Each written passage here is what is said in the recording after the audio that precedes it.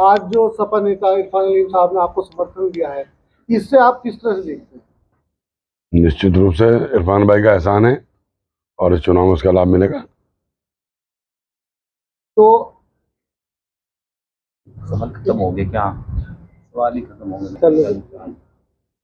Chairman साहब, नगर के अंदर किस तरह का माहौल देखने को मिल रहा है? लगातार आपको जन समर्थन मिल रहा है, आज इरफान अली नेताजी भी आपके साथ आ गए।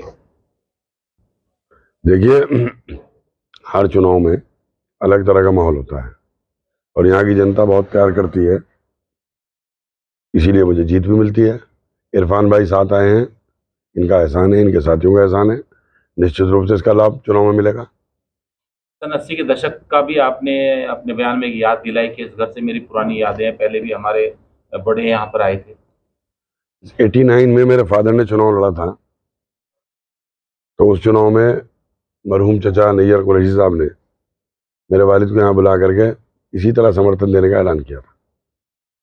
आप दोनों की विचारधारा अलग रही है, एक दूसरे के विरोधी रहे हैं, तो अब एक साथ किस तरह से काम? नहीं, मेरी इनकी विचारधारा तो एक ही थी, पार्टियों की विचारधारा अलग अलग रही। एक बस्ती के नाते ये मेरे भाई, मैं इनका भाई, उसी का परिणाम आज देखने को मिल रहा है। किस तरह से देखते हैं समाजवादी पार्टी के नेता को बसपा के कैंडिडेट के साथ? ये निश्चित रूप से साबित हो गया, जो इरफान भाई ने अपनी पहली प्रेस कॉन्फ्रेंस में कहा था कि कहीं ना कहीं धन बल का सहारा लिया गया है, वरना ये इसमें कोई शक नहीं कि इरफान अली से ज़्यादा काबिल और बेहतर उम्मीदवार समाजवादी पार्टी के पास नहीं था। और इनकी कुर्बानी भी है, बहुत लंबा संघर्ष भी है, तो इनको क्यों नहीं दिया गया? क्यों सीट सरेंडर कर दी गई? जिसकी पिछले चुनाव में जमानत जब्त हुई, उसको इतना बड़ा मसीहा कैसे बना दिया गया? उसकी तो जमानत जब्त हुई है पिछले चुनाव में, ऐसा थोड़ी है मुकाबले में चौथे नंबर पे था रिकॉर्ड। गंगों में रालोद प्रत्याशी कह रहे हैं कि वो उनके साथ गठबंधन का साथ है, आसपास समाजवादी पार्टी और रालोद।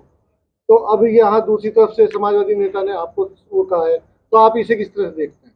देखिए, मेरे से रालोद प्रत्याशी के बारे में सवाल ना करें तो बेहतर है। मेरा ना उससे चुनाव है बेचारे से, ना वो मुकाबले में है।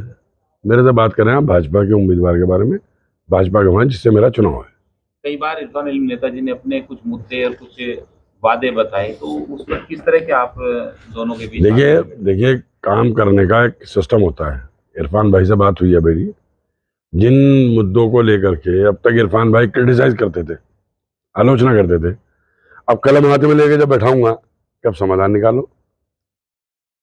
मैं नहीं बैठूंगा, इरफान भाई के हाथ में कलम देकर आप समाधान निकालो, कितना पैसा लगता है, किस तरह योजना बनती है, बनाओ और उसका समाधान निकालेंगे। आगे की चुनावी रणनीति दोनों से मिलकर किस तरह रहेगी?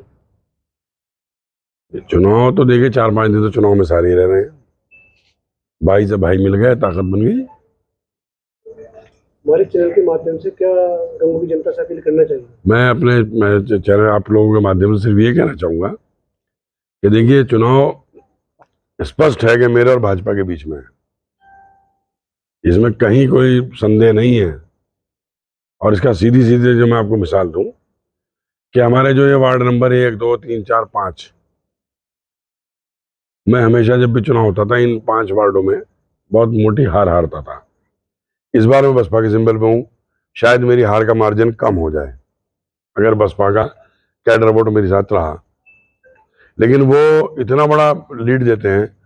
उसके लिए मेरे जो मोहल्ले हैं, कुरैशान है, गुलाम ओलिया है, गुजरान है, टाकान है, बाउद्दीन है, गुलाम साबिर है, अशरफ अली है, इनमें जो वोट मिलता है, सैयदान है,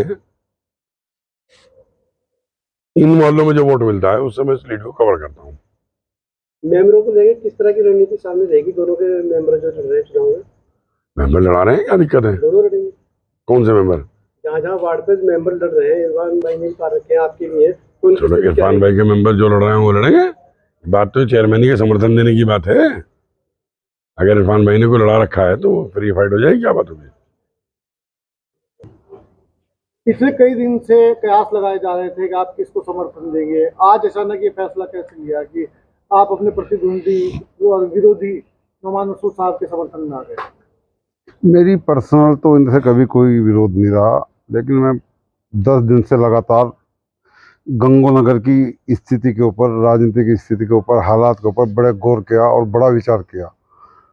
परसों हमें फाइनल करना था, लेकिन फिर हम इसमें रहे दुविधा में, अब हमें इन तीनों कैंडिडेट में कौन कैंडिडेट अच्छा लगता है, कौन हमारी उम्मीदों पर खड़ा उतरने का काम करेगा, कौन यहाँ चुनाव जीतने का काम कर रहा है। और हमने आज चेयरमैन साहब से बैठ के बात की उसमें, और हमने उनसे अपनी जो यहाँ गंगों की समस्या हैं उनके ऊपर खुलकर बात की, और चेयरमैन साहब ने हमारे से कहा बोर्ड की पहली मीटिंग में इंशाल्लाह उनके ऊपर पूरा गौर किया जाएगा, और जो काम होने वाले होंगे उनको कराया जाएगा। हम और आप दोनों बैठ के उसको देख लेंगे, और इंशाल्लाह मुझे यकीन है चेयरमैन साहब उन पे उस बात पे पूरा उतरने का काम करेंगे। गंगों में कई समाजवादी चल रही है एक ही टाइम पर पैरेलल। एक समाजवादी रालोद के साथ गठबंधन में है, एक समाजवादी असदुल्ला साहब हैं, वो उन्होंने अपना निर्दलीय प्रत्याशी उतारा है, एक समाजवादी के नेता आप हैं। तो असली समाजवादी पार्टी कौन सी है? अब असली समाजवादी का नेता कौन? आप प्रेस से हैं, आप देखते होंगे मुस्तकिल समाजवादी पार्टी का कोई प्रोग्राम रहा हो, आंदोलन रहा हो मेरे अलावा गंगों में किसने किया है, मुझे बता दीजिए। अगर मेरे अलावा किसी एक का आप नाम बता सकते हो तो मैं फिर कहूँगा समाजवादी यहाँ के ही हैं। गंगों में सिर्फ और सिर्फ समाजवादी पार्टी के लिए काम नहीं करता हूँ, और मैं ही समाजवादी का झंडा बुलंद रखता हूँ। और आज भी समाजवादी की पार्टी टोपी रख के बसपा को नहीं, काजी नौमान मसूद साहब और अपनी बहन साजिया मलिक को समर्थन देना काम किया है, और चेयरमैन साहब ने जो मुझे यकीन दिलाया उसके लिए समर्थन देना काम किया गया है। माय चैनल के माध्यम से आप अपनी ये जो नई दोस्ती है इसके लिए क्या कहना चाहते हैं? ये दोस्ती नहीं, गंगों के विकास के लिए, गंगों की उन्नति के लिए, गंगों के भाईचारे को कायम रखने के लिए ये काजी नौमान मसूद साहब से हाथ मिलाया है, और इंशाल्लाह मुझे यकीन है ये बहुत लंबा चलेगा।